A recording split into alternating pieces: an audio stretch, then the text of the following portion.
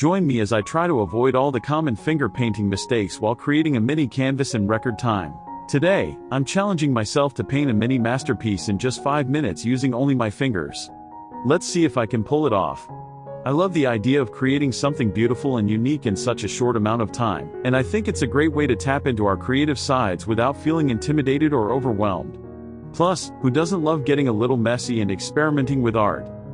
One thing I think a lot of us assume is that art requires special tools and skills. We think we need expensive paints, fancy brushes, and years of training to create something truly beautiful.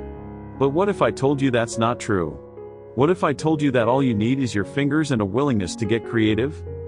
Think about it, our fingers are capable of so much expression and dexterity.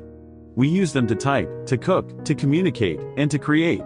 So why can't we use them to paint as well? It's all about embracing the unknown and letting go of our inhibitions. The idea of using our fingers to create art might seem a little unconventional, but trust me, it's a game changer. It's liberating, it's fun, and it's accessible to anyone, regardless of skill level or experience.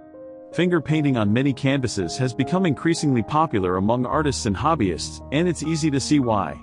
It's a fun, expressive, and accessible way to create art, even with limited space or equipment.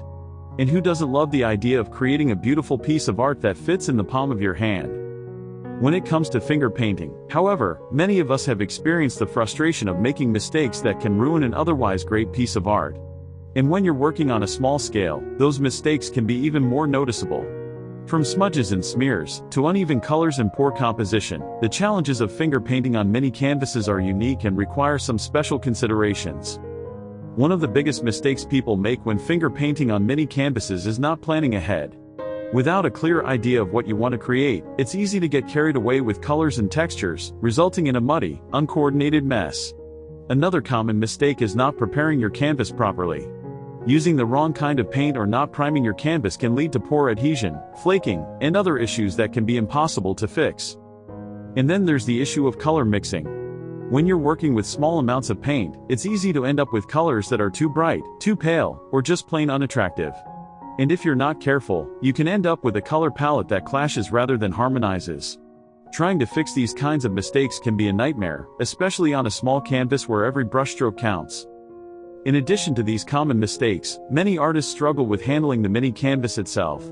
Whether it's accidentally smudging the paint, or dropping the canvas and getting fingerprints all over it, there are any number of ways to ruin a piece of art before it's even finished. One of the most common mistakes I see people making is not using the right consistency of paint. If the paint is too thick, it can be hard to blend and merge colors, resulting in a stiff, unnatural look. On the other hand, if the paint is too thin, it can be difficult to control, leading to drips, runs, and other accidents. When it comes to mixing colors, it's essential to have a clear idea of what you want to achieve. Are you going for bright, bold colors, or soft, muted tones? Do you want to create a sense of contrast, or a sense of harmony? By thinking about these questions ahead of time, you can avoid some of the most common color mixing mistakes and create a palette that's truly beautiful. But even with all these potential pitfalls, there is one crucial tip that can make all the difference in your finger painting experience. Are you ready for it? It's all about using a reference image. Having a clear idea of what you want to create, and being able to refer to it as you work, can help you stay focused, avoid mistakes, and create a piece of art that's truly stunning. Using a reference image can help you plan your composition, choose your colors, and even anticipate potential mistakes before they happen. And even if you do make a mistake, having a reference image can help you correct it and get back on track. By following these tips and avoiding some of the most common finger painting mistakes, you can create a beautiful piece of art on even the smallest of canvases. Remember to plan ahead, prepare your canvas, mix your colors carefully, and handle your canvas with care. And most importantly, don't be afraid to make mistakes, they're all part of the creative process.